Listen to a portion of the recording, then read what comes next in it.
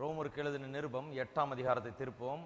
3-4 வசனங்களை இன்றைக்கு அதிலிருந்து போதிக்க போகிறோம். ஆனால் முதலாவது வசனத்திலிருந்து வாசிக்கிறேன்.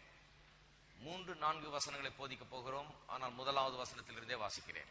ஆனபடியால் கிறிஸ்து இயேசுவுக்குட்பட்டவர்களாய் இருந்து மாம்சத்தின்படி நடவாமல் ஆவியின்படியே நடக்கிறவர்களுக்கு ஆக்கினை தீர்ப்பு இல்லை. கிறிஸ்து இயேசுவினாலே ஜீவனுடைய ஆவியின் பிரமாணம் என்னை பாவம் மரணம் என்பவர்களின் பிரமாணத்தினின்று விடுதலை ஆக்கிற்றே. அது எப்படி எனில், மாம்சத்தினாலே பலவீனமாயிருந்த நியாயப்பிரமாணம் செய்யக்கூடாததை தேவனே செய்யும்படிக்கு தம்முடைய குமாரனை மாம்சத்தின் சாயலாகவும் பாவத்தை போக்கும் பலியாகவும் அனுப்பி மாம்சத்திலே பாவத்தை ஆக்கினைக்குள்ளாக தீர்த்தார். மாம்சத்தின்படி நடவாமல் ஆவியின்படி நடக்கிற நம்மிடத்தில் நியாயப்பிரமாணத்தின் நீதி நிறைவேறும்படிக்கே அப்படி செய்தார். 8ஆம் அதிகாரத்தின்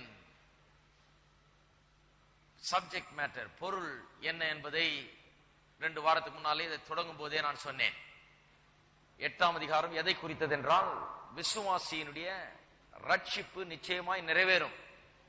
இயேசு கிறிஸ்துவின் மூலமாக தேவன் ஏற்படுத்தின இந்த மாபெரும் ரட்சிப்பு, கல்வாரி சிலுவையின் மூலமாக தன்னுடைய குமாரனை அனுப்பி கல்வாரி சிலுவையிலே அவரை மரிக்க செய்ததன் மூலமாக, அவரை உயிரோடு எழுப்பினதன் மூலமாக, this great and grand plan, இந்த மாபெரும் திட்டம், தேவனுடைய ரட்சிப்பின் திட்டம் என்று சொல்லுகிறோமே, அது அவ்வளவு கரெக்டாக சரியாக செய்து முடிக்கப்பட்டிருக்கிறது. இதுல எங்கேயும் ஃபெயிலியருக்கு இடமே கிடையாது. எங்கேயும் இதுல தவறு நடக்கிறதுக்கு இடமே கிடையாது. இப்பேற்பட்ட விதத்திலே ஆயத்தப்படுத்தப்பட்ட இந்த ரட்சிப்பு நிச்சயமாய் நிறைவேறும் என்பதில் சந்தேகமே வேண்டாம்.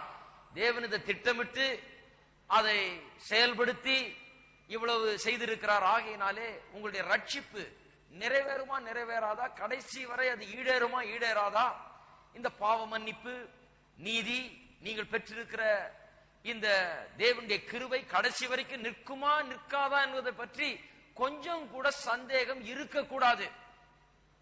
இது நிச்சயமாய் நிறைவேறும். இதுதான் சப்ஜெக்ட். அதை இப்படி வார்த்தைகள்ல சொல்லாம அவர் முதலாவது வசனத்திலே ஒரே சென்டென்ஸ்ல சொல்றார், கிறிஸ்து இயேசுவுக்குட்பட்டவர்களாய் இருக்கிறவர்களுக்கு ஆக்கினை தீர்ப்பு இல்லை. இப்ப நான் சொன்னதை அவர் ஒரு சென்டென்ஸ்ல சொல்றார். என்ன சொல்றாரு? இந்த ரட்சிப்பின் திட்டம் அவ்வளவு பூரணமான திட்டம், மனுஷனுடைய பாவத்தை போக்குகிற திட்டம், மனுஷனை தேவனுக்கு முன்பாக திரும்ப கொண்டு வந்து நிறுத்துகிற திட்டம், மனுஷனை தேவனுடைய குடும்பத்தில் சேர்க்கிற இந்த திட்டம் இருக்குது பாருங்க, அவ்வளவு அருமையாய் செய்யப்பட்டிருக்கிற காரணத்தினாலே இனிமேல் இந்த ரட்சிப்புக்குள்ள நுழைந்த மனுஷனுக்கு இனிமேல் ஆக்கினை தீர்ப்பு கிடையாது. இனிமே பாவத்தின் அந்த சம்பளத்தை நாம் பெற போறோமா, அல்லது பாவத்தினால ஆக்கினை தீர்ப்பை பெற போறோமா, இல்ல நாம் விழுந்து போயிடுவோமா, இல்ல நாம் வழியில நாசமா போடுவோமா, இல்ல இது நிறைவேறுமா நிறைவேறாதோ, வழியில ஏதாவது ஆயிடுமோ, இந்த ரட்சிப்பே திடீர்னு கேன்சல் ஆயிடுமோ, என்ன ஆகுமோ ஏதாகுமோ, இந்த சந்தேகமே வேண்டாம். ஆக்கினை தீர்ப்பு இனி கிடையாது. இனி கிடையாதுன்னா என்றைக்குமே கிடையாது, இன்னைக்கும் கிடையாது, என்னைக்கும் கிடையாது, இந்த வாழ்நாள் முழுவதும் கிடையாது, இன்னும் வருங்காலத்திலையும் கிடையாது. ஒன்ஸ் அண்ட் ஃபார் ஆல் நிரந்தரமாக அந்த பிரச்சனை தீர்க்கப்பட்டு விட்டது. இனி ஆக்கினை தீர்ப்பு கிடையாதுன்னு அப்படி ஒரு வார்த்தையில சொல்றாரு. சொல்லிவிட்டு 1ஆம் அதிகாரத்துல மீதி உள்ள அதிகாரம் முழுவதும் அதை விளக்குகிறார். ஏனென்றால் ரொம்ப முக்கியமான காரியம். இதனுடைய நிச்சயத்தை ஜனங்கள் பெற வேண்டும். இதுல சந்தேகம் வந்துடக்கூடாது. இதுல சந்தேகம் வந்து விட்டால் கிறிஸ்தவ வாழ்க்கையே பெரிய அவல வாழ்க்கையாகிவிடும். கிறிஸ்தவ வாழ்க்கையை நிம்மதியா வாழ முடியாது.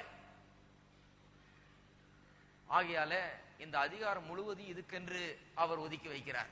படிப்படியாக விளக்குகிறார். ஏன் ஆக்கினை தீர்ப்பு இல்லைன்னு, ஏன் அவ்வளவு ஷூரா தெரியும், எப்படி அவ்வளவு நிச்சயமா சொல்லலாம், இனிமே எனக்கு பிரச்சனையே இல்லை, இந்த ரட்சிப்பின் திட்டத்துக்குள்ள நான் நுழைஞ்சிட்டேன். எத்தனை பேர் நுழைஞ்சிருக்கீங்க இதுக்குள்ள? இந்த மாபெரும் ரட்சிப்பின் திட்டத்துக்குள்ள வந்து தேவனுடைய பிள்ளை ஆயிட்டேன், இயேசுவை ஏற்றுக்கொண்டேன், இந்த ரட்சிப்பு எனக்கு கிடைச்சிருச்சு, நீதிமான ஆக்கப்பட்டிருக்கிறேன், இனிமே எனக்கு ஆக்கினை தீர்ப்பே கிடையாது, இது நிச்சயம். நான் பெற்ற ரட்சிப்புக்கு எந்த விதமான பாதகமும் ஏற்பட போறதில்லைன்றதை நிச்சயமா எப்படி சொல்ல முடியும்? இனிமே ஆக்கினை தீர்ப்பே கிடையாது என்று அவ்வளவு நிச்சயமா எப்படி சொல்ல முடியும்? எப்படி சொல்ல முடியும் என்றால் 2ஆம் வசனத்துல சொல்றார், நியாய பிரமாணத்தினின்று நாம் விடுதலையாக்கப்பட்டிருக்கிறோம். தேவனுடைய நியாய பிரமாணம் நம்மை ஆக்கினை தீர்ப்புக்கு உள்ளாக்கிற்று. நீ பாவி பாவி பாவி என்னச்சு. நம்முடைய பாவத்தை எடுத்து காட்டினது, அதை எடுத்து காட்டி நம்ம குற்றவாளியாக்கி நம்ம ஆக்கினைக்குள்ளாக தீர்த்தது. அவர் என்ன சொல்லுகிறார்? கிறிஸ்து இயேசுவினாலே ஜீவனுடைய ஆவியின் பிரமாணம். இப்ப நான் பெற்றிருக்கிற ரட்சிப்பு, இன்னொரு வார்த்தையில சொல்ல போனா நான் பெற்றிருக்கிற கிருபை. இப்ப நான் நியாயப்பிரமாணத்துக்கு கீழே இல்ல, கிருபை கீழே வாழ்ந்து கொண்டிருக்கிறேன். நான் பெற்றிருக்கிற கிருபை, அந்த முதல் சென்டென்ஸ் அப்படி ஆக்கிடலாம். நான் பெற்றிருக்கிற அந்த கிருபை என்னை பாவம் மரணம் என்பவர்களின் பிரமாணம். அது என்ன பிரமாணம்? நியாயப்பிரமாணம்.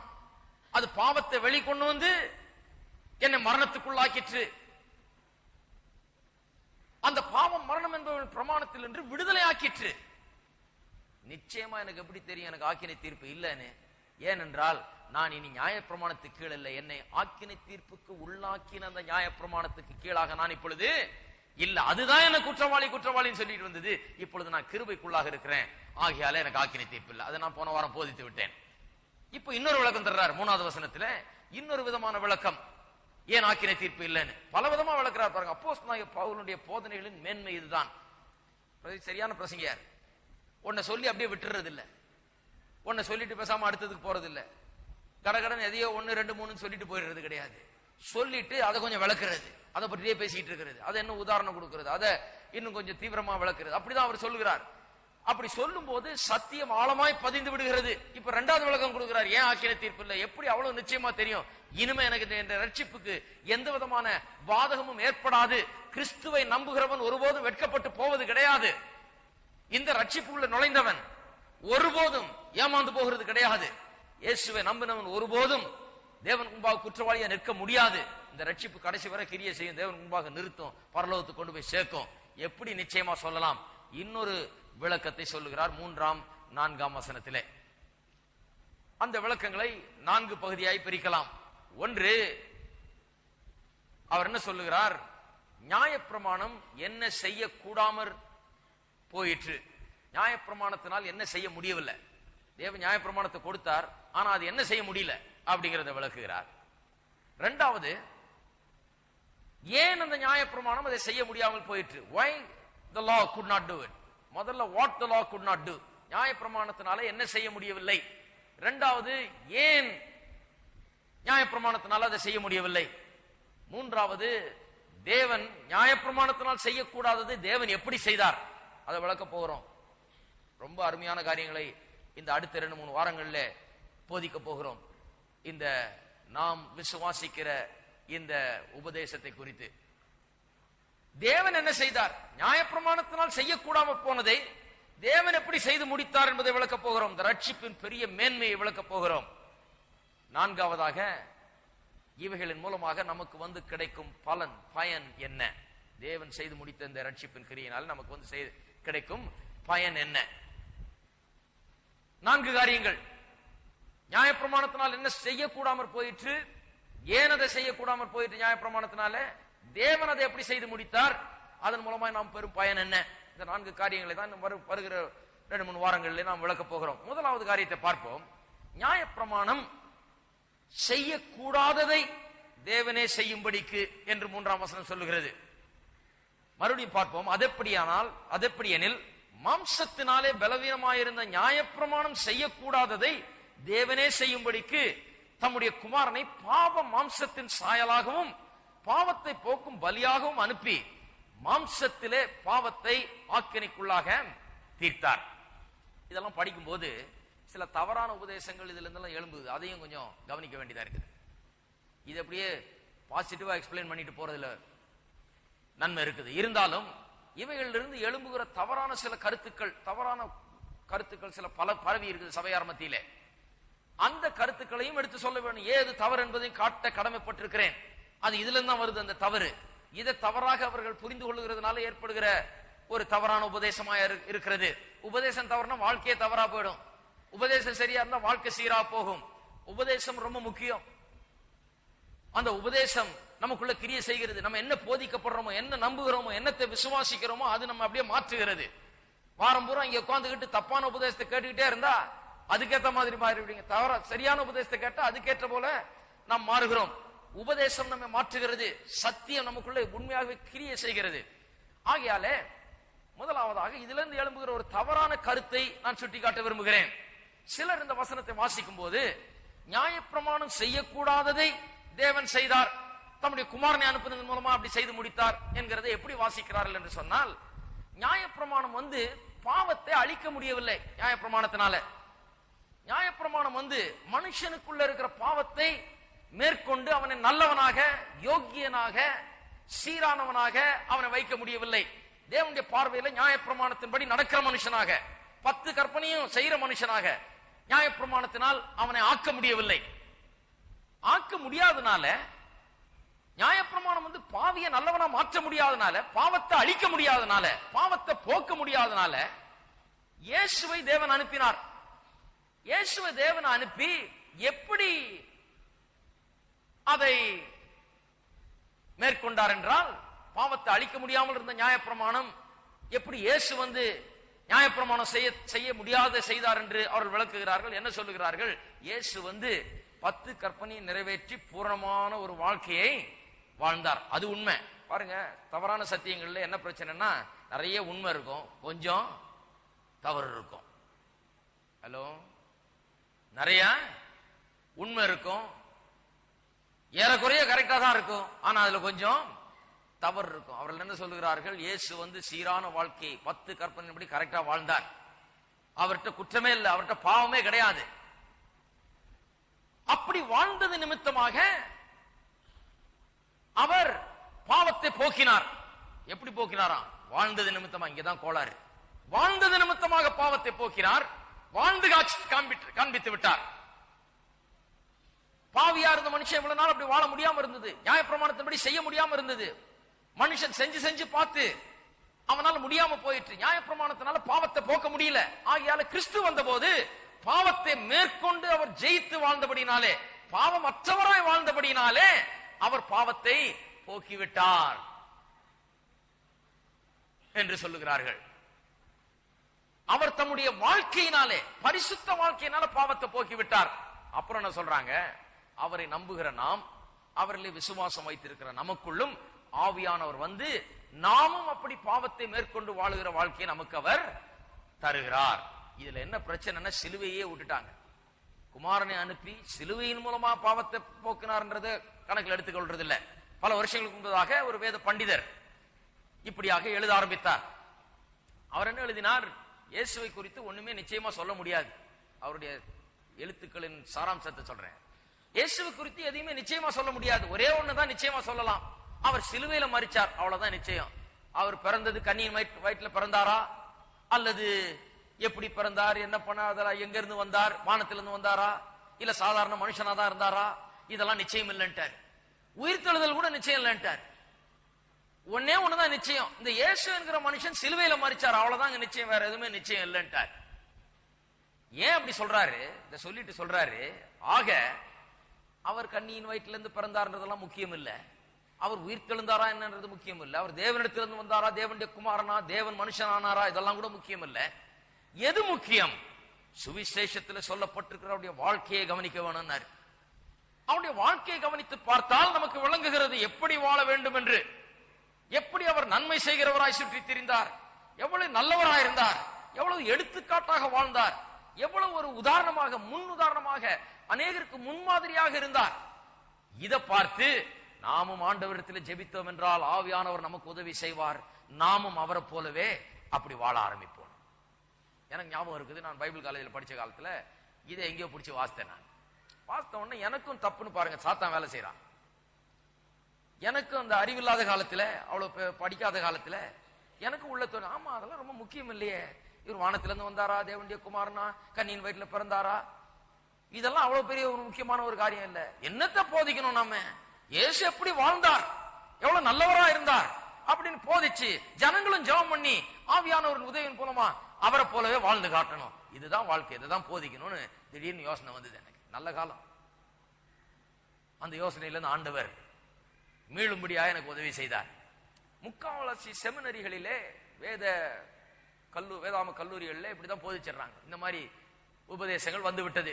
ஆகையால் தான் செமினரின்றாங்க, அது செமிட்டரி ஆயிடுச்சு. அங்க உள்ள போறவன் நல்ல உற்சாகமா போறான், ஊழியத்துக்கு போறேன், நான் கர்த்தருடைய ஊழியத்தை செய்ய போறேன், ஆண்டவருக்காக அதை செய்ய போறேன், இதை செய்ய போறேன்னு போறான். அவன் ஆத்மாதாயம் பண்ணி நல்லா இருந்திருப்பான். உள்ள போன உடனே இதெல்லாம் சொல்லி எதுவுமே நிச்சயம் இல்லப்பா, அவர் செத்தாரு சிலுவையில, அவ்வளவுதான் நிச்சயம். அவர் எதுக்கு செத்தாரோ, அந்த சாவுனால ஏதாவது ஆச்சுன்னா கூட நிச்சயம் இல்ல, அதெல்லாம் போதிக்காத விட்டுரு, பேசாம அவருடைய வாழ்க்கையை பற்றி போதி, அவருடைய வாழ்க்கையை அறிந்து கொண்டு நான் ஜெபம் பண்ணி ஆவியானவர் ஏதோ உதவி செய்தார்னா நாமளும் அப்படி வாழ்ந்துட்டு போவோம் இப்படின்னு சொல்லி விட்டுறாங்க. ஆகையால் தான் இன்றைக்கு வல்லமையற்ற பிரசங்கங்கள், செத்த சபைகள், வாழ்க்கையை மாற்றக்கூடாத உபதேசங்கள், இவைகள் இன்றைக்கு உலகத்தில் இருந்து கொண்டிருக்கிறது, பரவி கொண்டிருக்கிறது. காரணம் இதுதான். அவர்களுக்கு இந்த பாவத்தை போக்கும்படியாக தான் சிலுவையில் அவர் மரித்தார், அதன் மூலமாக தான் பாவம் போக்கப்படுகிறது. பாவம் போனாதான் பிறகு மனுஷன் இயேசுவை போல வாழ முடியும். இதெல்லாம் போதிக்கிறது கிடையாது. பாவம் போகாமலேயே, சிலுவை மரணம் இல்லாமலேயே, சிலுவையில் நம்முடைய பாவம் போக்கப்படாமலேயே, அவருடைய ரத்தத்தால் கழுவப்படாமலேயே, நீதிமான் ஆக்கப்படாமலேயே அதெல்லாம் பிரசங்கம் பண்றதே கிடையாது அவங்க. இதுதான் அந்த பிரச்சனை. அவங்க பிரச்சனை என்னன்னா, நியாயப்பிரமாணத்தினால பாவத்தை அழிக்க முடியல. இயேசு தன்னுடைய மேலான வாழ்க்கையினால பாவத்தை அழிச்சிட்டார். நியாயப்பிரமாணம் செய்ய முடியாத இவர் செய்து காமிச்சிட்டார். நாமும் அப்படியே செய்யலாம், ஆவியானவருடைய உதவியோடு நாமும் அப்படியே செய்ய முடியும் சொல்றாங்க. ஆனால் வசனம் அப்படி சொல்லவில்லை. மாம்சத்திலே பாவத்தை அழித்தார் என்று சொல்லவில்லை. 3ஆம் அதிகாரம் கடைசி பகுதியில நியாயப்பிரமாணம் செய்யக்கூடாததை செய்ய முடியாது இயேசுவை அனுப்பித்து மாம்சத்திலே பாவத்தை அழித்தார்னு சொல்லவில்லை. மாம்சத்திலே பாவத்தை ஆக்கினைக்குள்ளாக தீர்த்தார். அழித்தார்ன்றது வேற, தீர்த்தார்ன்றது வேறங்க. பாவத்தை அழிக்கல, ஆக்கினைக்குள்ளாக தீர்த்தார் என்று சொன்னால் அது வேற ஒரு அர்த்தத்தோடு சொல்லப்பட்டிருக்கிறது. மாம்சத்திலே எப்படி பாவத்தை ஆக்கினைக்குள்ளாக தீர்த்தார்? அவருடைய மாம்ச சரீரத்திலே இந்த உலகத்திலே இந்த சரீரத்திலே சிலுவையில் அடிக்கப்பட்டதன் மூலமாக அந்த மாம்ச சரீரத்திலே பாவத்தை ஆக்கினைக்குள்ளாக தீர்த்தார். எப்படி? அந்த பாவத்துக்குரிய தண்டனைகளை தன்னுடைய சரீரத்தில் ஏற்றுக்கொண்டு அதனுடைய பனிஷ்மெண்ட், ஆக்கினைக்குள்ளாக தீர்க்கிறது என்றால் அழிக்கிறது இல்ல, பனிஷ்மெண்ட், அதனுடைய பனிஷ்மெண்டை, தண்டனையை தன் மீது அவர் ஏற்றுக்கொண்டார். ஏற்றுக்கொண்டபடினால சிலுவையில தன் சரீரத்தின் மீது, தன்னுடைய மாம்ச சரீரத்தின் மீது தேவனுடைய தண்டனை ஏற்றுக்கொண்டார். அவரை வாரினால் அடித்தார்கள். அவருடைய சரீரம் உழுத நிலம் போலாயிற்று. பார்க்க கோரமான காட்சி. வார் என்று சொன்னால் சும்மா கயிறு வச்சு அடிக்கல, சும்மா ஒரு சங்கிலி வச்சு அடிக்கல. அந்த சங்கிலிகள்ல பெரிய பெரிய குண்டுமார் இருக்கும். அந்த குண்டுகள்ல கூர்மையான பகுதி இருக்கும், அதுல ஹுக்குமார் இருக்கும். அந்த கூர்மையான பகுதியில கொஞ்சம் வளைஞ்சு இருக்கும். அதை போட்டு இழுத்தா சதையை அப்படியே பிச்சுக்கிட்டு வரும். அப்படிப்பட்ட வாரினால அவர் அடித்தார்கள். இது மனுஷன் அடித்த அடி அல்ல, நம்முடைய பாவங்களுக்காக வேதம் சொல்லுகிறது தேவன் அடித்த அடி. மாம்ச சரீரத்திலே பாவத்தை, யாருடைய பாவத்தை? நம்முடைய பாவத்தை ஆக்கினைக்குள்ளாக தீர்த்தார். அவர் தன்னுடைய மாம்ச சரீரத்தில் நம்முடைய பாவத்தை சுமந்து அதனுடைய தண்டனையை பெற்றார். அதுதான் சரியான போதனை. அதைத்தான் நாம் கவனிக்க வேண்டும். He condemned sin in the flesh, not destroyed sin. பாவத்தை அழிக்கவில்லை, பாவத்துக்குரிய தண்டனையை தன்னுடைய சரீரத்திலே அவர் சுமந்து தீர்க்கிறபடினாலே நம்மை தேவனுக்கு முன்பாக தகுதி உள்ளவர்களாக மாற்றினார். அதுதான் நடந்தது சிலுவையில.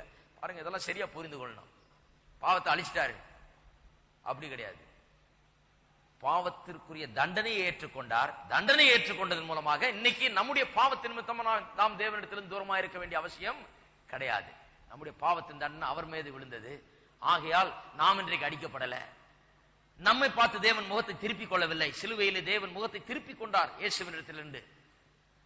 அவர் அங்கே கதறுகிறார், ஏலி ஏலி லாமா சபக்தானி என்று எல்லாம் நினைக்கிறாங்க எலியாவை கூப்பிடுறாருன்னு. அவர் என்ன கதறாரு? என் தேவனே, என் தேவனே, ஏன் என்னை கைவிட்டீர்? அங்க சிலுவையிலே தேவன் முகத்தை திருப்பிக் கொண்டார். ஏன்? தன்னுடைய சொந்த குமாரனிடத்திலிருந்து முகத்தை திருப்பினது ஏனென்றால் நம்முடைய பாவங்கள் அவர் மீது வைக்கப்பட்டது. பாவத்தை தேவன் ஒருபோதும் பார்க்க முடியாது, பாவத்தோடு சம்பந்தப்பட முடியாது, பாவத்தோடு ஒன்றும் வைத்துக் கொள்ள முடியாது. ஆகையால் முகத்தை திருப்பிக் கொள்கிறார். நம்மிடத்திலிருந்து முகத்தை திருப்பிக் கொள்ள வேண்டிய தேவன் அவரிடத்திலிருந்து முகத்தை திருப்பிக் கொண்டார். முகத்தை திருப்பின தேவன் நம்மை பார்த்து நம்மை ஏற்றுக்கொள்ளும்படியாய் பார்க்கிறார். தான் சிலுவையில் நடந்தது.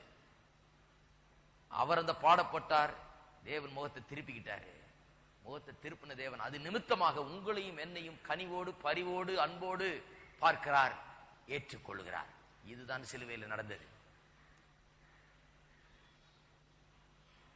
ஆக பாவத்தை அவர் அழிக்கவில்லை, பாவத்தை அவர் ஆக்கினைக்குள்ளாக தீர்த்தார். அது தவறாக அவர்கள் புரிந்து கொள்கிறபடினாலே அவர்கள் என்ன சொல்கிறார்கள், அவர்கள் இயேசு வந்து தன்னுடைய மேலான வாழ்க்கையின் மூலமாக பாவத்தையே ஒண்ணு இல்லைன்னு ஆக்கிட்டாரு, இது போல எல்லாரும் வாழலாம், எல்லாரும் எப்படி வாழணும், ஆவியானவர் நமக்கு உதவி செய்வாரு. சிலுவையை விட்டுறாங்க, சிலுவையில் நடந்ததை விட்டுறாங்க, சிலுவையில பாவத்தை போக்குனதை விட்டுறாங்க, அந்த நடுவுல வசனத்தை கொஞ்சத்தை விட்டுறாங்க. வசனம் என்ன சொல்லுது, தம்முடைய குமாரனை பாவ மாம்சத்தின் சாயலாகவும் பாவத்தை போக்கும் பலியாகவும். ஆங்கில வேதாந்தத்தில் வாசிக்கிறவங்க கொஞ்சம் கவனமா இருக்கணும். ஃபார் சின் என்று சொல்லப்பட்டிருக்கிறது. சிம்பிளா ஃபார் சின் என்கிறது விளக்கத்தை தமிழ் அழகா சொல்லி இருக்குது. பாவத்தை போக்கும் பலி, as a sacrifice for sin என்று சில ஆங்கில மொழிபெயர்ப்புகள் மொழிபெயர்க்கிறது. பாவத்தை போக்கும் பலியாக இயேசுவை பாவத்துக்காக அனுப்பிச்சார் அப்படின்னு அவங்க வியாக்கியானம் பண்ணிடுறாங்க. அந்த ஆங்கில வேதாந்தத்தை வாசித்து பாவத்துக்காக அனுப்பிச்சார், பாவத்துக்காக அனுப்பிச்சு பாவத்தை மேற்கொள்ளும்படியா அனுப்பிச்சார், அவர் பண்ணிட்டார். அதை ஆகையால் நம்மளும் மேற்கொள்ளலாம் என்று அவர்கள் சொல்லுகிறார். கிடையாது, பாவத்துக்காக பாவத்தை மேற்கொள்ளும்படியாக அல்ல, பாவத்துக்குரிய தண்டனையை பெற்று பலியாகும்படியாக தேவன் அனுப்பினார். சிலுவையில நடந்தது அதுதான் சரியான போதனை. பாருங்க, சரியா புரிந்து கொள்ளும் போது நமக்கு பல காரியங்கள் சரியாக விளங்குகிறது. அப்ப நியாயப்பிரமாணம் செய்யக்கூடாதது என்ன, நியாயப்பிரமாணத்தினால் செய்ய முடியாதது என்ன? நியாயப்பிரமாணம் என்ன செய்ய முடியலன்னா, மனுஷனை தேவனுக்கு முன்பாக நீதிமானாக நிறுத்த முடியவில்லை. மனுஷனுடைய பாவத்தை நியாயப்பிரமாணம் போக்க முடியல, அவனுக்குள்ள இருந்த பாவத்தை நீக்க முடியவில்லை. நியாயப்பிரமாணம் வந்து இப்படி இரு அப்படி இரு நல்லதை சொல்லுது, நல்ல காரியங்களை போதிக்குது. ஆனா மனுஷனோ உள்ள பாவம் நிறைந்தவனா இருக்கிறான், பாவியா இருக்கிறான். மாட போய் கழுதையாகின்ற மாதிரி இருக்கு, அது ஆகவே முடியாது. கழுதையா பிறக்கணும், மாடு மாடா பிறக்கணும், அப்பதான் அது அப்படி இருக்க முடியும். இது அதான் மாற முடியாது, அது இதா மாற முடியாது. நியாயப்பிரமாணம் சொல்லுது நீ இப்படி இருக்கணும் அப்படி இருக்கணும், மனுஷனால முடியல. ஏன்னா அவனுக்குள்ள பாவம் இருக்குது, பாவம் என்கிற சக்தி அவனுக்குள்ள இருக்குது. இந்த சக்தியை, இந்த பாவம் என்கிற இந்த சக்தியை கட்டுப்பாட்டுக்குள் கொண்டு வருவது யார்? இந்த பாவத்திலிருந்து மனுஷனுக்கு விடுதலையை கொடுப்பது யார்? இந்த பாவத்தின் தண்டனைக்குள்ளாக மனுஷன் இருக்கிறான், தேவ கோபாக்கினைக்கு ஆளாகி இருக்கிறான். இந்த பாவத்தின் தண்டனையிலிருந்து, தேவனுடைய கோபாக்கினையிலிருந்து மனுஷனை விடுவிக்கிறது யார்? அதற்குதான் இயேசுவை தேவன் அனுப்பினார். நியாயப்பிரமாணத்தில் செய்ய முடியாதது என்ன? செய்ய முடியாதது என்னவென்றால், மனுஷனுடைய பாவத்திற்கான அந்த ஆக்கினை தீர்ப்பை, தண்டனையை அது நீக்க முடியவில்லை. நியாயப்பிரமாணம் ஆக்கினை தீர்ப்பு உள்ளாக்கிற்று மனுஷனை, தண்டனை நீக்க முடியல. மனுஷனை நீதிமானாக்கி தேவனுக்கு முன்பாக நிறுத்த முடியல. இன்னொரு விதத்தில் சொல்றேன், மனுஷனுக்கு பாவ மன்னிப்பை கொடுக்க முடியல. நியாயப்பிரமாணம் நல்ல காரியங்களை போதிச்சுது, ஆனா அவனுடைய பாவத்தை மன்னிக்க கூடிய அளவுக்கு அவனுக்கு ஒன்று செய்ய முடியவில்லை. அவனுக்கு மன்னிக்கணும்னா சும்மா மன்னிக்க முடியாது, அவனுடைய பாவத்துக்குரிய தண்டனை அவன் பெற்றே ஆகணும், அல்லது அவனுக்கு பதிலாக யாராவது அந்த தண்டனை பெற்று செலுத்தி ஆகணும், கிரயத்தை செலுத்தி ஆகணும். இல்லைன்னா பாவ மன்னிப்பு கிடையாது. நியாயப்பிரமாணத்தில் அது கிடையாது. நியாயப்பிரமாணத்தினால் அதை செய்ய முடியல, அவனை நீதிமானாக நிறுத்த முடியவில்லை. நல்ல காரியங்களை போதித்தாலும் நியாயப்பிரமாணத்தினால அவைகளை செய்ய முடியவில்லை. அதைத்தான் நியாயப்பிரமாணத்தினால செய்ய முடியவில்லை என்று வேதவசனம் சொல்லுகிறது. ரெண்டு பகுதி இருக்குது பாருங்க. ஒன்று பாவ மன்னிப்பு. மனுஷன் பாவத்திலே சிக்கி இருக்கிறான், பாவத்தின் தண்டனைக்குள்ளாக இருக்கிறான், தேவனுக்கு முன்பாக கோபாக்கினின் பிள்ளைகளாக இருக்கிறார்கள். The wrath of God is upon people. பாவிகள் ஆகியால் தேவனுடைய கோபாக்கினை அவர்கள் மீது இருக்கிறது.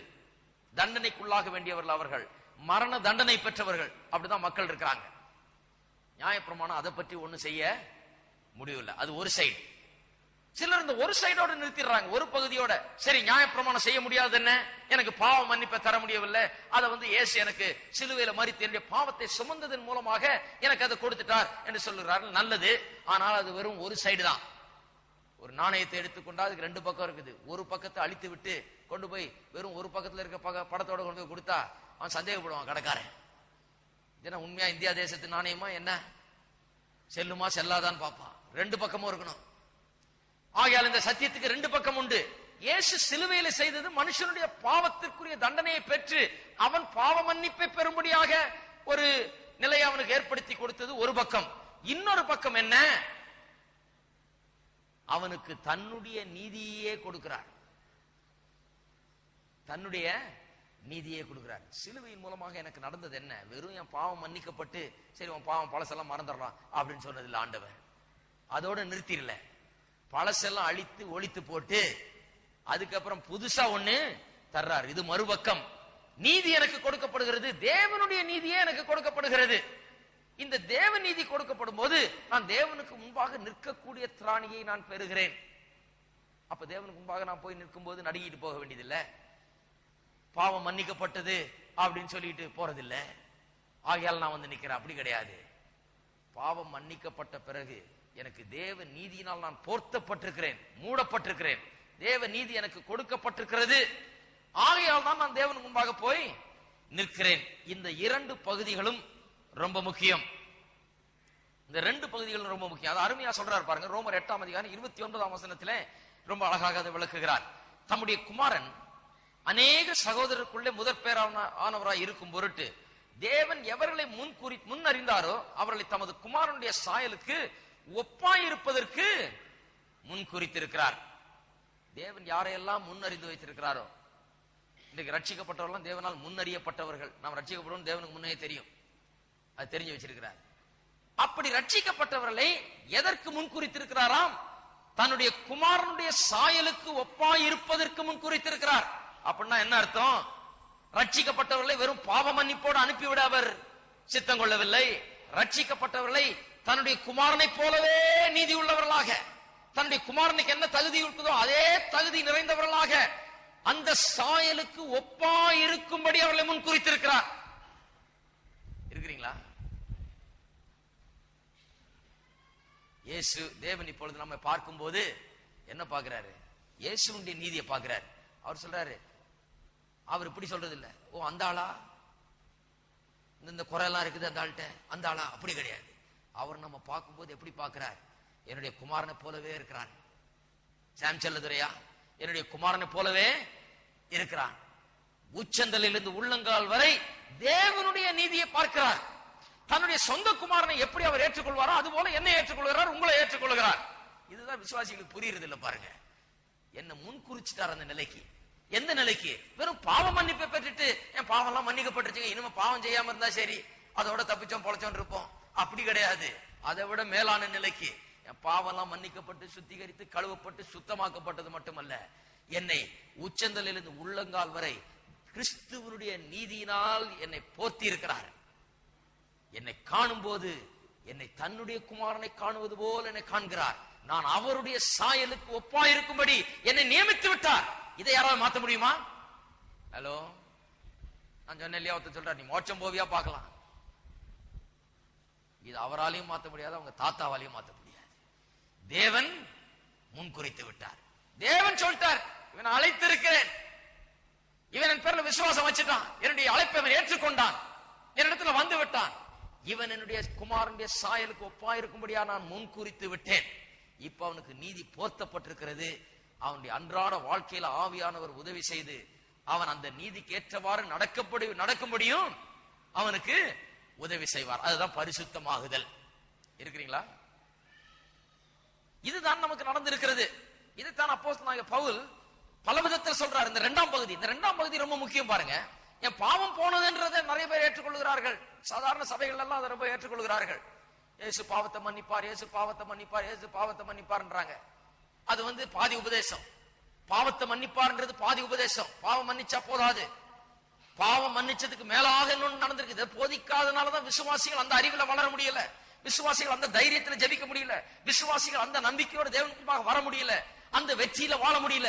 ஏன்னா பாவத்தை மன்னிச்சுட்டாருன்னு போச்சுட்டாங்க. இப்ப அவன் பாவம் செய்யாது இருக்கும்படி எப்படி விழுந்து போக கூடாது, எப்படி நான் வழியில ஏதாவது ஆயிடக்கூடாதோ, எப்படியோ பாவத்தை மன்னிச்சுட்டாரு, இனிமேலாவது நான் அப்படிதான் பார்த்துட்டு இருக்கான் ஒழிய இவன் யார் என்பது விளங்க மாட்டேன். அடுத்த பக்கம் அவனுக்கு இன்னும் விளங்கவில்லை. இருக்கிறீங்களா? பாவத்தை மன்னித்து விட்டார்ன்றதை எல்லாம் போதிக்கிறாங்க. அடுத்த பகுதியை அப்போஸ்தலனாகிய பவுல் போதிக்கிறார். அதை நிறைய பேர் போதிக்கிறது இல்ல. அது என்ன?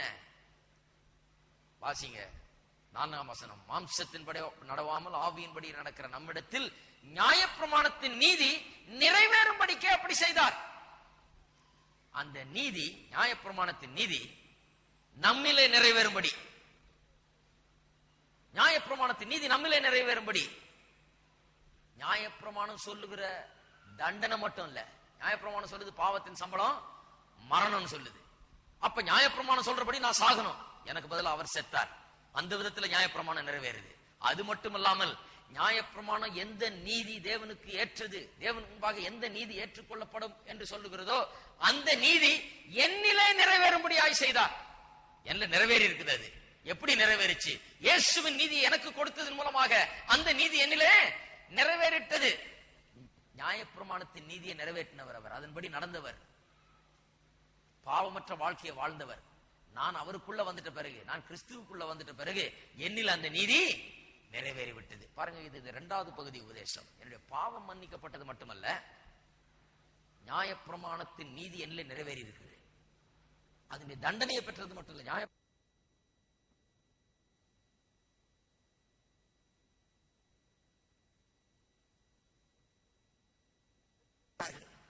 வெட்டுக்கிளி புத்தி அதை பரப்பிக்கிட்டு வேற இருக்கிறாங்க. பார்த்து பிசாசு ஏதாவது செய்த போது பிடிச்சி தள்ளிடும், அங்கெல்லாம் போனீங்கன்னா ஏதாவது அடிச்சிடும், ஏதாவது பிடிச்சிரும். ஒன்னும் பிடிக்காதுங்க. பிசாசு நம்ம வர்ற பாதையில அவன் ஓடிட்டு இருக்கிறான். ஐயோ, கிறிஸ்துவின் சாயல குப்பான யாரோ ஒரு ஆள் வந்துட்டு இருக்கிறாரு, பார்த்தா அவர் மாதிரியே இருக்கிறாரு, அப்படியே ஒளி பிரகாசிக்குது. இந்த ஆளை நான் தொட முடியாத, என் மந்திரவாதம் பில்லி சூனியெல்லாம் எந்த மூளைக்கு, இந்த ஒளிக்கு முன்னால ஒண்ணு நிக்க முடியாதே, நான் ஓடுறேன் ஓடிட்டே போயிட்டு இருப்பான். இந்த வீட்டுல இடம் கிடையாது, இந்த வாழ்க்கையில இடம் கிடையாது, இங்க பக்கமே வர முடியாது என்று சாத்தானுக்கு தெரியும். இருக்கிறீங்களா? பீலையாமங்கிறது அவன் பாவம் காசை வாங்கிட்டு தீர்க்கறதுன்னு சொல்றான், பொல்லாதவன். அவன் சொல்றான், ராஜாவே சபிக்கும்படியா கூப்பிட்டு இருக்கிறீரு, ஆனா தேவன் அவர்கள் ஆசீர்வதிச்சிருக்கிறார், இவங்களை எப்படி நான் சபிக்கிறதுன்றான். பில்லி சுனிய மந்திரவாதி சொல்லி கொண்டிருக்கிற விசுவாசியே உன் மந்திரவாதி சொல்லிட்டு இருக்கிறான், இவன் ஆசீர்வதிக்கப்பட்டவன், இவன் எப்படி நான் சபிக்கிறது? ஆனா நீங்க விசுவாசித்துட்டு இருக்கிறீங்க. மந்திரவாதம் பண்ணிட்டாங்க பிரதர், அது என்னமோ பண்ணுது பிரதர். ஒன்னும் பண்ணாது பிரதர். அந்த மந்திரவாதி சொல்லிட்டு இருக்கிறான், இந்த ஆளை நான் என்ன பண்ணுவது? கர்த்தர் ஆசீர்வதித்தவனை நான் எப்படி சபிப்பது? எனக்கு வாய் வரல, என்னால முடியல, என் கை ஓடல. ஹலோ, இருக்கிறீங்களா? நீதியின் பரிபூர்ணத்தை பெற்றவர்கள் கிறிஸ்து என்னும் ஒருவராலே ஜீவனை அடைந்து ஆளுவார்கள் என்பது நிச்சயம் இல்ல, அதிக, எல்லாரும் சொல்லுங்க, அதிக நிச்சயம். அதிக நிச்சயம். இந்த நிச்சயம் அதிகமா வந்த பிறகு அது ரொம்ப அதிகமா நிச்சயமாயிடும். எந்த நிச்சயம்? என் பாவம் மட்டும் மன்னிக்கப்படவில்லை, நான் நீதிமான், கிறிஸ்துவின் நீதியினால் நான் போர்த்தப்பட்டிருக்கிறேன் அப்படிங்கிற நிச்சயம் அதிகமா வந்தவொன்னா அது நிச்சயம் அதிகமா ஆயிடும். வாசிக்கிறேன் பாருங்க. ஆகையால் ஒரே மீறுதல்னாலே எல்லா மனுஷருக்கும் ஆக்கினைக்கு ஏதுவான தீர்ப்பு உண்டாகிறது போல, ஒரே நீதியினாலே எல்லா மனுஷருக்கும் ஜீவனை அளிக்கும் தீர்ப்புக்கு நீதிக்கு ஏதுவான தீர்ப்பு உண்டாயிற்று. அன்றியும் ஒரே மனுஷனுடைய கீழ்ப்படியாமையினாலே அநேகர் பாவிகள் ஆக்கப்பட்டது போல ஒருவருடைய கீழ்ப்படியினாலே அநேகர் நீதிமான்கள் ஆக்கப்படுகிறார்கள். எத்தனை பேர் நீதிமான்கள் ஆக்கப்பட்டிருக்கிறீங்க? ஆதலால் பாவம் மரணத்துக்கு 21, ஆதலால் பாவம் மரணத்துக்கு ஏதுவாக ஆண்டு கொண்டது போல கிருபையானது நம்முடைய கர்த்தராகிய இயேசு கிறிஸ்து மூலமாய் நீதியினாலே நித்திய ஜீவனுக்கு ஏதுவாக ஆண்டு கொள்ளுகிறது. கலாத்தியர் 3ஆம் அதிகாரத்துக்கு திருப்போம். கலாத்தியர் 3ல இன்னும் அருமையா சொல்லி இருக்குது. 3ஆம் அதிகாரம் 13ஆம் வசனம். மரத்திலே தூக்கப்பட்டவன் எவனும் சபிக்கப்பட்டவன் என்று எழுதியிருக்கிறபடி கிறிஸ்து நமக்காக சாபமாகி நியாயப்பிரமாணத்தின் சாபத்துக்கு நம்மை நீங்களாக்கி மீட்டுக் கொண்டார். ஆபிரகாமுக்கு உண்டான ஆசீர்வாதம் கிறிஸ்து இயேசுவினால் புறஜாதிகளுக்கு வரும்படியாக ஆவியை குறித்து சொல்லப்பட்ட வாக்கு தத்தத்தை நாம் விசுவாசத்தினாலே பெரும்படியாகவும் இப்படி ஆயிற்று. ஆபிரகாமுடைய பெரிய ஆசீர்வாதம் என்ன? அவன் நீதிமான் என்று எண்ணப்பட்டான். ஏன் சிலுவையில சாபமானார் இயேசு? நாம் நீதிமான்களாக ஆக்கப்படும்படியாக. ஆபிரகாமுடைய ஆசீர்வாதத்தை நாம் பெறணும். ஆபிரகாமுக்கு உண்டான தகுதி நமக்கு உண்டாகணும். ஆபிரகாம் தேவனுடைய சிநேகிதனாய் இருந்தான், நீதிமான் என்று கருதப்பட்டான். அந்த நிலைமை நமக்கு உண்டாக வேண்டும்.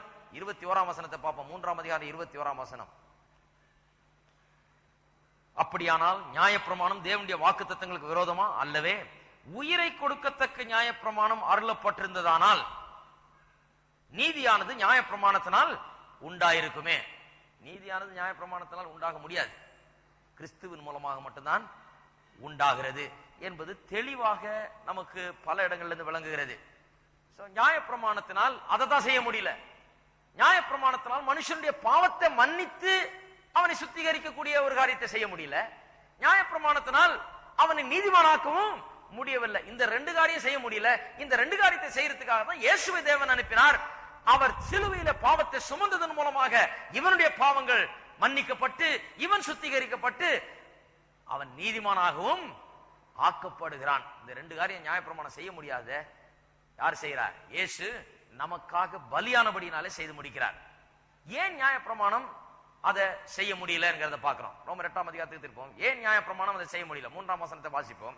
அது எப்படி எனில், மாம்சத்தினாலே பலவீனமாயிருந்த நியாயப்பிரமாணம் செய்யக்கூடாததை மாம்சத்தினாலே பலவீனமாயிருந்த நியாயப்பிரமாணம். பாருங்க, இதை வாசிச்சுட்டு இன்னொரு தவறான கருத்து. அது என்ன? நியாயப்பிரமாணம் பலவீனமானது அப்படிங்கிற தவறான கருத்து. ஜனங்க என்ன சொல்லிடுறாங்க? நியாயப்பிரமாணத்தில் ஒரு வீக்னஸ் இருக்குதுங்க, நியாயப்பிரமாணத்தில் ஒரு பலவீனம். நியாயப்பிரமாணத்தில் பலவீனம் கிடையாது, அது கர்த்தருடைய பிரமாணம், அது நல்லது, பரிசுத்தமானது. இப்படி எல்லாம் வேதம் போதிக்குது. அதை பலவீனமானதுன்னு சொன்னீங்கன்னா தப்பான உபதேசம். அது நியாயப்பிரமாணம் பலவீனமானது அல்ல. நல்லா புரிந்து கொள்ள வேணும். மனுஷனை நீதிமானாக்க முடியாது, அவனுடைய பாவத்தை மன்னிக்க கூடியதை பண்ண முடியாது நியாயப்பிரமாணத்துல.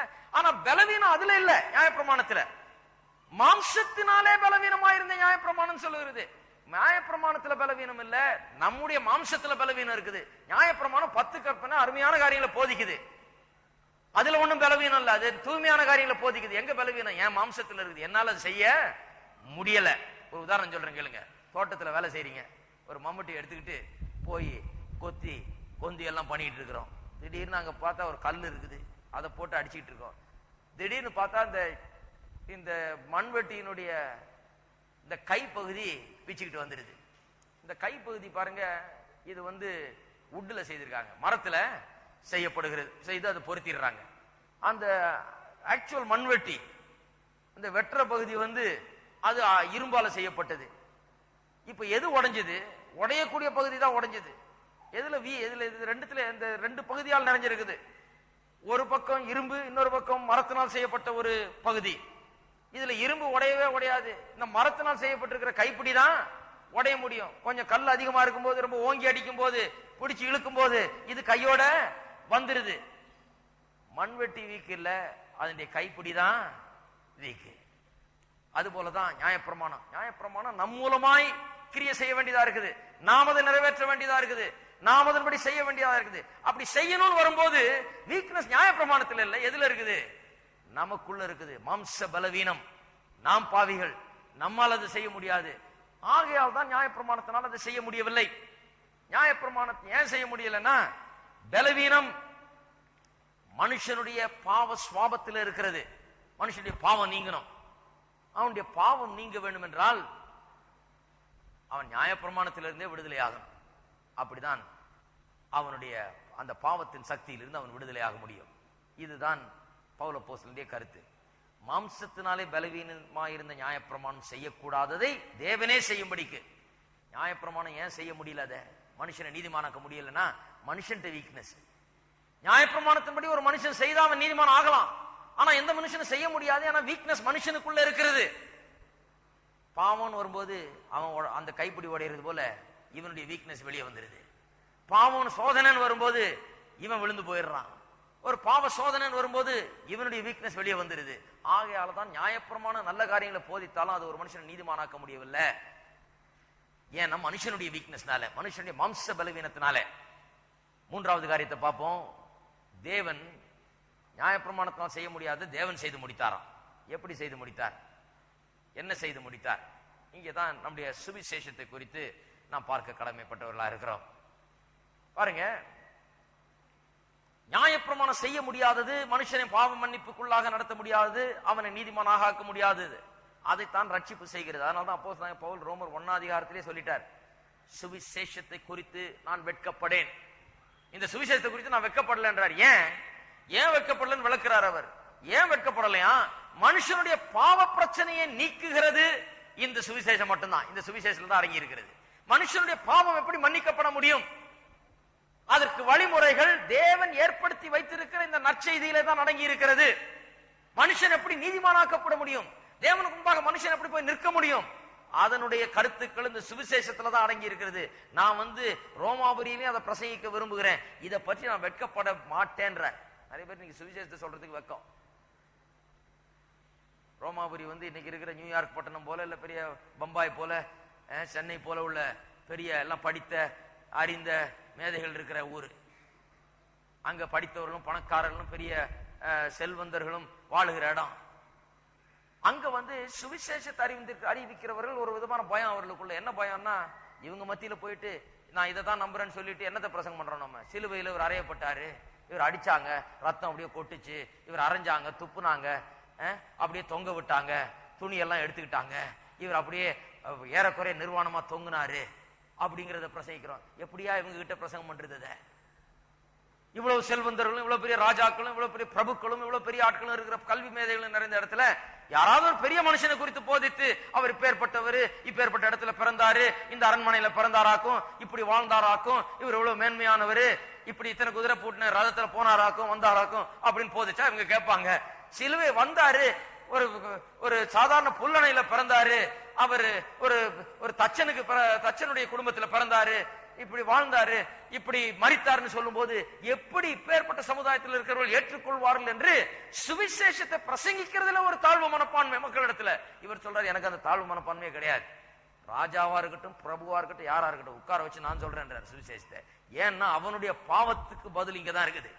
நான் பிரசங்கிக்கிற சுவிசேஷத்தை அல்லாமல் அவனுடைய பாவத்தை போக்கக்கூடிய ஒரு பரிகாரம் எங்குமே கிடையாது. அவனை தேவன் முன்பாக நிற்கக்கூடிய நீதிமானாக மாற்றக்கூடிய சக்தி இந்த தேவன் ஏற்படுத்தின இந்த சுவிசேஷத்தில் இருக்கிறது. ஆகையால் தான் நான் சுவிசேஷத்தை குறித்து வெட்கப்படேன். நீங்களும் வெட்கப்படக்கூடாது. யாரா இருந்தாலும் சரி, தைரியமா சொல்லிட வேண்டியதான். அவர் அவ்வளவு பெரியவருங்க, எவ்வளவு பெரியவரா இருக்கட்டுமே, அவருடைய பாவத்துக்கு இங்கதான் பதில் இருக்குது. கொஞ்சம் உட்காருங்க பிரதர், கொஞ்சம் சொல்றேன்னு சொல்லி கரெக்டா சொல்லிடணும். இல்லங்க அவர் பெரிய பணக்காரருங்க, இருக்கட்டுமே, அவர் பணம் நிறைய இருக்குது, ஆனா உள்ள அழுதுகிட்டு இருப்பாரு. அவரு உட்கார வச்சு சொல்லணும், இது ஒண்ணுதான் பாவத்தை போக்கக்கூடிய வழி, இது ஒண்ணுதான் தேவனிடத்தில் மனுஷனை சேர்க்கக்கூடிய வழி. நான் வெட்கப்படேன். சுவிசேஷத்தை குறித்து வெட்கப்படுறதுக்கு ஒண்ணுமே இல்ல, இதை பற்றி பெருமைப்படுறதுக்கு தான் இருக்குது. இதை பற்றி பெருமைப்பட்டு இதை குறித்து அவர் சந்தோஷிக்கிறார். ஏன் சந்தோஷிக்கிறார்? இந்த சுவிசேஷத்துல அப்படி என்ன மேன்மை? இதுலதான் அந்த பாவ மன்னிப்பு, நீதி எல்லாம் அடங்கி இருக்குது. வேற வழியே கிடையாது, வேற போதனைகள் கிடையாது, வேற மதங்கள் கிடையாது, மார்க்கம் கிடையாது. எந்த மனுஷனும், எந்த போதகனும், எந்த வழிமுறையும் மனுஷனுக்கு காட்டவே முடியாது. ஆகியாதான் ரோமாபுரிக்கு வர்றாங்க, ராஜாவே பாக்குறதுனாலும் பாக்குறேன், சுவிசேஷத்தை சொல்றேன். யார் ஆட்டம் இருக்கட்டும், வெட்கப்படேன். எத்தனை பேர் சுவிசேஷத்தை குறித்து வெட்கப்படல? தலை நிமிர்ந்து நடக்கணும், இயேசுவை குறித்து தைரியமா சொல்லணும்.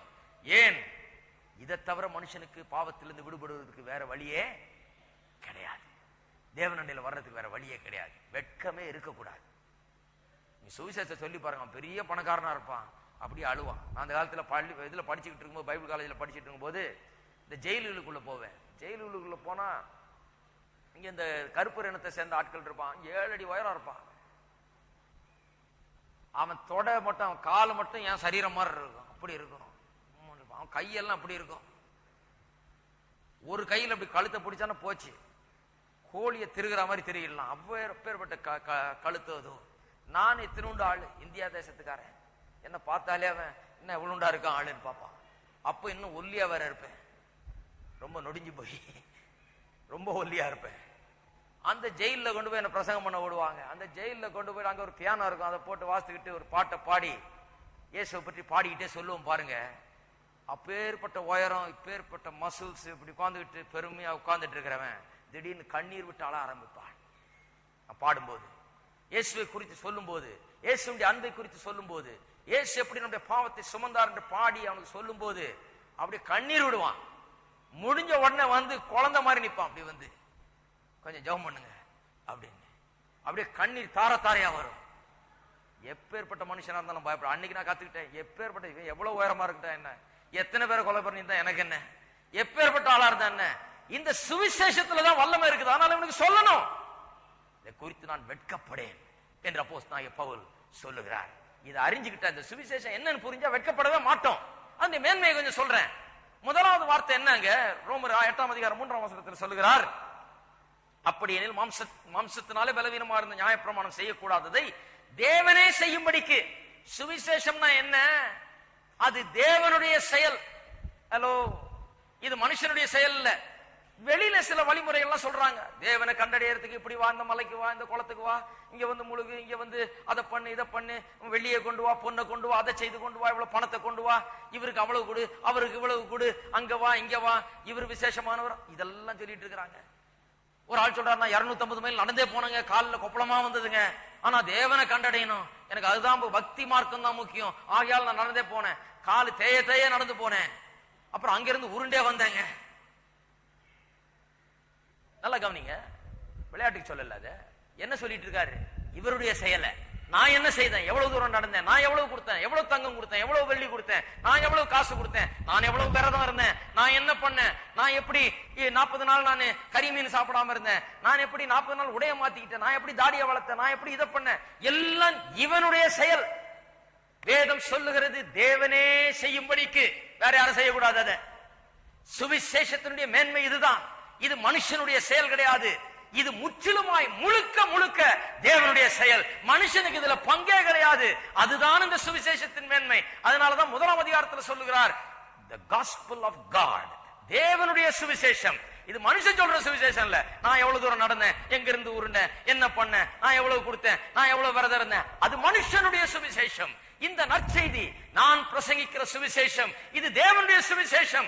நீங்கள் என்ன செய்ய வேண்டும் என்பது அல்ல, தேவன் இயேசு கிறிஸ்துவின் மூலமாக உங்களுக்காக என்னத்தை செய்து முடித்திருக்கிறார், அதுதான் சுவிசேஷ பிரசங்கம். வேற என்ன சுவிசேஷ பிரசங்கம் கிடையாது. ஹலோ, தேவனே செய்யும்படியாக, எல்லாம் சொல்லுங்க, தேவனே செய்யும்படியாக, தேவனே செய்யும்படியாக.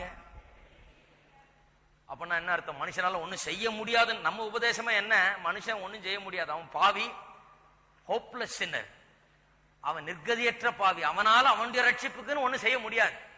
இவன் நடக்கிறது, இவன் உருள்றது, அதெல்லாம் செய்யலாம், ஆனா அவனுடைய ரட்சிப்பு அதனால வரப்போறது இல்லை. இவனால ஒண்ணும் செய்ய முடியாது. இவனுடைய ரட்சிப்புக்கு இவன் என்ன பண்ண முடியும்? இவனுடைய ரட்சிப்புக்கு என்ன தேவை? குற்றமற்ற பலி தேவை. இவனுக்குள்ள குற்றம் இருக்குது, இந்த உலகத்துல இருக்க எல்லாருக்கிட்டையும் குற்றம் இருக்குது. ஆகையால் எந்த மனுஷனும் யாரையும் ரட்சிக்க முடியாது. இது வானத்திலிருந்து ஒருத்தர் வரணும், தேவனே வரணும், குற்றமற்ற ஒருவர் வரணும், குற்றமற்ற ரசம் சிந்தப்பட வேணும். மனுஷனால் செய்யறதுக்கு ஒண்ணுமே கிடையாது. தேவனுடைய சுவிசேஷம் அதுதான். மனுஷனால் செய்யறதுக்கு ஒண்ணுமே கிடையாது. இதுல என்ன விசேஷம், தேவனே செய்யும்படியான, தேவனே எல்லாத்தையும் செய்திடுறாரு, மனுஷனுக்கு இதுல ஒரு பங்கும் கிடையாது. இருக்கிறீங்களா? ஏன் இதை சொல்றேன், நம்ம என்னத்தை பிரசங்கம் பண்ணிட்டு இருக்கிறோம், இந்த ரட்சிப்பு நிச்சயமா நிறைவேறணும் பிரசங்கம் பண்றோம் இல்லையா? இந்த ரட்சிப்புல சந்தேகமே இல்லை, நடுவழியில இது உங்களை கைவிட்டுறாது. இந்த ரட்சிப்பு நடுவழியில காலாவதி ஆயிடாது, திவால் ஆயிடாது. இந்த ரட்சிப்பு நடுவழியில உங்களை காப்பாத்தாம விட்டுட்டு போயிடாது. இந்த ரட்சிப்பின் வழி கடைசி வரை உங்களை காக்கும். அதை தான் போதித்துக் கொண்டிருக்கிறோம். அப்படி போதிக்கும் போது இது ரொம்ப முக்கியம். இது தேவனுடைய வழி, தேவனே எல்லாத்தையும் செய்யறாருன்றது ரொம்ப முக்கியம். ஏனென்றால் நம்முடைய பங்கு இதுல ஏதாவது இருந்ததுன்னா, நம்மை நம்பி இந்த ரட்சிப்பு இருந்ததுன்னா, இது காலாவதி ஆகலாம். இது நடுவழியில நம்மள நட்டாத்துல விட்டுட்டு போயிடலாம். இந்த ரட்சிப்பு நிறைவேறாம போகலாம். ஏன்னா மனுஷன் ஃபெயில் ஆகிறது என்பது ரொம்ப சர்வசாதாரணம். மனுஷனுடைய கிரியைகள் திடீர்னு ஃபெயில் ஆகி போறது ரொம்ப சர்வசாதாரணம். இது ஏன் ஃபெயில் ஆகாது, இது ஏன் நிச்சயமா நிறைவேறும், இந்த ரட்சிப்பின் வழியை விசுவாசிக்கிறவர்கள் ஏன் போய் சேருவார்கள் கரெக்டானா, இதுல அவர்களுக்கு ஒன்றும் பங்கு இல்லை, எல்லாம் தேவன் செய்தது, அதனால கரெக்டா எல்லாம் போய் சேருவாங்க. கரெக்டா? ஹலோ, இருக்கிறீங்களா? இதுல நான் செய்ய வேண்டியதுன்னு ஏதாவது ஒரு பகுதி இருந்தா அதுல நான் ஃபெயில் ஆயிட்டா என்ன ஆகிறது, போக முடியாது. ஆகையால் தான் தேவனை சார் நீ ஒன்னும் செய்வனா விட்டுரு. இது ஒன்ன நம்பி இந்த ரட்சிப்பு இருந்ததுன்னா இந்த ரட்சிப்பு நிறைவேற போறதே கிடையாது. ஏதாவது ஒண்ணுல நீ மிஸ்டேக் பண்ணுவேன், வேண்டாம், அதனால நானே இன்சார்ஜ் எடுத்துக்கிறேன், நானே பண்ணிடுறேன், நானே எல்லாவற்றையும் செய்து முடிக்கிறேன் என்று தேவன் செய்து முடித்தார். ஆகையால் தான் இதுல தப்புகிறதற்கு, இதுல வழியில ஏதாவது நாசமோசம் ஏற்படுறதுக்கு வழியே கிடையாது. ரோமர் 8ஆம் அதிகாரம் வாசிப்போம். 28 - 31 வசனங்கள், அருமையான வசனங்கள். அன்றியும் அவருடைய தீர்மானத்தின்படி அழைக்கப்பட்டவர்களாய் தேவனிடத்தில் அன்பு கூறுகிறவர்களுக்கு சகலமும் நன்மைக்கு ஏதுவாக நடக்கிறது என்று அறிந்திருக்கிறோம். தம்முடைய குமாரன் அநேக சகோதரருக்குள்ளே முதற் பேரானவராக இருக்கும் பொருட்டு தேவன் எவர்களை முன் அறிந்தாரோ அவர்களை தம்முடைய குமாரனுடைய சாயலுக்கு ஒப்பாயிருப்பதற்கு முன் குறித்து இருக்கிறார். எவர்களை முன் குறித்தாரோ அவர்களை அழைத்தும் இருக்கிறார், எவர்களை அழைத்தாரோ அவர்களை நீதிமான்களாக்கியும் இருக்கிறார், எவர்களை நீதிமான்களாக்கினாரோ அவர்களை மகிமைப்படுத்தியும் இருக்கிறார். இவைகளை குறித்து நாம் என்ன சொல்லுவோம்? நிறைய பேர் பாருங்க 31ஆம் வசனத்தை தனியா கோட் பண்ணுவாங்க. தேவன் நம்முடைய பட்சத்துல தான் நமக்கு விரோதமா இருப்பவன் யாருன்னு வேற எதையா நினைச்சுக்கிட்டு கிடையாது. இதை பற்றி சொல்லுது, இந்த ரட்சிப்பை பற்றி. எப்படி தேவன் திட்டமிட்டு தேவன் அந்த திட்டத்தை உருவாக்கி அதை கொண்டு வந்து தன்னுடைய குமாரன் அனுப்பி நம்ம தெரிந்து கொண்டு முன் குறித்து நம்ம ரட்சித்தார்னு சொல்லிட்டு, இவைகளை குறித்து, இந்த திட்டத்தை குறித்து, இப்ப ஏற்பட்ட தேவனுடைய தீர்மானம், திட்டம், பிளான குறித்து நாம் என்ன சொல்லுவோம்? இப்பேற்பட்ட ரட்சிப்பை குறித்து என்ன சொல்லுவோம்? தேவன் நம்முடைய பட்சத்தில் இருந்தால் அப்படின்னா என்ன அர்த்தம்? இப்பேற்பட்ட விதத்தில் தேவன் என்ன ரட்சித்தால் எனக்கு விரோதமா இருப்பவன் யார்? இந்த ரட்சிப்பு எப்படி காலாவதி ஆக முடியும்? இந்த ரட்சிப்பு எப்படி செல்லாமற் போக முடியும்? இந்த ரட்சிப்பு எப்படி என்ன நடுவெளில விட முடியும்? என்னை ரட்சித்த தேவன் கடைசி வரைக்கும் என்னை காத்து என்னை கொண்டு சேர்க்கிற நல்ல தேவன் அவர். அவர் வல்லவர். இருக்கிறீங்களா? தேவனே செய்யும்படியாக. அடுத்து ஒரு காரியத்தை சொல்லி முடிச்சிடுறேன். அடுத்தது எப்படி செய்தார் தேவன்? 8ஆம் அதிகாரம் 3ஆம் வசனத்தில் தேவனே செய்யும்படிக்கு தம்முடைய குமாரனை பாவ மாம்சத்தின் சாயலாக பாவத்தை போக்கும் பலியாகவும் அனுப்பி. குமாரன் இப்போ முதல்ல தேவன், இப்ப குமாரன். பாருங்க, நிறைய பேர் தேவனை பற்றி பேசுவாங்க. நீங்க கேட்டிருப்பீங்க, நான் கடவுளை நம்புறேங்க, நான் கடவுளை தேடுறேங்க, கடவுளுக்கு நான் ரொம்ப பயப்படுறேங்க, நான் கடவுளுக்கு ஏத்தவனா இருக்கிறேங்க. ஆனா இயேசுவே சொல்ல மாட்டாங்க. அது எந்த கடவுள்னு தெரியல இவங்க நம்புறது. கடவுள் கடவுள் கடவுள் ஏதோ ஒரு கடவுள் இருக்கிறாருங்க, அது கிடையாது. இந்த ரட்சிப்பின் சுவிசேஷத்தின் மேன்மை என்னன்னு சொன்னா, இது தேவனே செய்த செயல். இது தேவன் எப்படி செய்தாரு? தன்னுடைய குமாரனாகி இயேசு கிறிஸ்துவின் மூலமாக. இந்த ரட்சிப்பை பெற்றவங்க அப்படி கதை பேசிட்டு இருக்க மாட்டாங்க. நான் தேவனை தேடுறேன், தேவனை நம்புறேன், நான் தேவனை இது பண்றேனாக்கும், அவருக்கு பயப்படுறேனாக்கும், கடவுளுக்கு அவங்க குறிப்பா இயேசு கிறிஸ்துவின் மூலமாய் செய்யப்பட்ட காரியங்களை குறித்து பேசுவார்கள். அது ரொம்ப முக்கியம். அப்படி இல்லைன்னா, இயேசு கிறிஸ்து அதுல இல்லைன்னா ரட்சிப்பே கிடையாது. இயேசு கிறிஸ்து இல்லாமல் ரட்சிப்பு கிடையாது. இயேசு கிறிஸ்து இல்லாமல் மனுஷன் அதையும் இதையும் பேசலாம், இந்த வழிமுறைகளை பேசலாம், மொராலிட்டி பேசலாம், யோக்கியமான வாழ்க்கையை குறித்து பேசலாம், எல்லாம் பேசலாம். ரட்சிப்பு கிடையாது. இயேசுவின் மூலமாக தான் ரட்சிப்பு. தன்னுடைய சொந்த குமாரனையே அனுப்பி என்ன சொல்லுகிறார்? தம்முடைய குமாரனை அனுப்பி. இஸ் ஓன் சன் என்று ஆங்கிலத்தில் வருகிறது. தம்முடைய குமாரனை. பாருங்க, எல்லாருமே ஒரு விதத்தில் தேவனுடைய குமாரர்கள் தான். நாம் எல்லாம் தேவனுடைய குமாரர்களும் குமாரத்திகளா இருக்கிறோம் என்று வேதம் சொல்லுது. தேவதூதர்கள் கூட குமாரர்கள் என்று அழைக்கப்படுறாங்க. தேவனுடைய குமாரர்கள் என்று பழைய ஏற்பாட்டில் வாசிக்கிறோம். தேவதூதர்கள் கூட. அப்ப தேவதூதர்கள் கூட குமாரர், நம்ம கூட குமாரர். ஆகையால் தான் இங்க தம்முடைய குமாரன் என்று, இஸ் ஓன் சன், தம்முடைய சொந்த குமாரன் என்று வேற இடங்கள்ல சொல்லி இருக்கிறது. யோவான் 3:16 போன்ற வசனங்கள்ல அதை நாம் கவனிக்கிறது இல்ல, கரகன்னு சொல்லிட்டு போயிடுறோம். சொந்த குமாரன். சொந்த குமாரன் சொன்னா இவர் எல்லா குமாரர்களை காட்டிலும் வித்தியாசமானவர். இவர் சிருஷ்டிக்கப்பட்டவர் அல்ல. இவர் தம்முடைய சொந்த குமாரன், நித்தியமாய் தம்மோடு கூட இருந்தவர். இவருக்கும் மற்ற குமாரர்களுக்கும் வித்தியாசம் இருக்குது.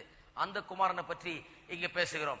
அந்த குமாரனை அனுப்பி அவர் மூலமாக ரட்சிப்பை நமக்கு ஏற்படுத்துகிறார். இந்த குமாரன் இந்த உலகத்தில் பிறக்கும் போது அவருடைய குமாரன் ஆகல.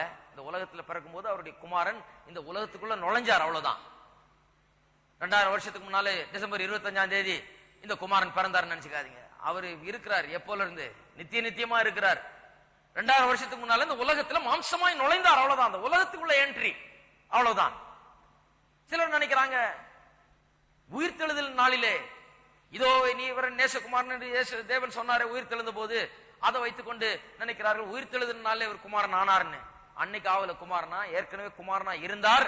அவர் குமாரனா இருக்கிறார் என்பதை உயிர்த்தெழுதலின் மூலமாய் அறிவிக்கிறார் தேவன், அவ்வளவுதான். இவர் குமாரன், நித்திய குமாரன் இவர். இது ரொம்ப முக்கியம், நாம் புரிந்து வைத்துக் கொள்கிறது.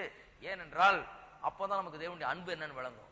தேவன் நம்ம எவ்வளவா நேசிக்கிறார் பாருங்க. பாவிகளாய் இருந்த நாம், தகுதியற்றவர்களாய் இருக்கிற நமக்கு தன்னுடைய சொந்த குமாரனையே அவர் அனுப்பி வைத்திருக்கிறார். ஞாபகம் வைத்துங்க, மறுபடியும் ரட்சிப்பின் நிச்சயத்தை குறித்து நாம் பேசிக்கொண்டிருக்கிறோம். சொந்த குமாரனை அனுப்பி வைக்கிறார்.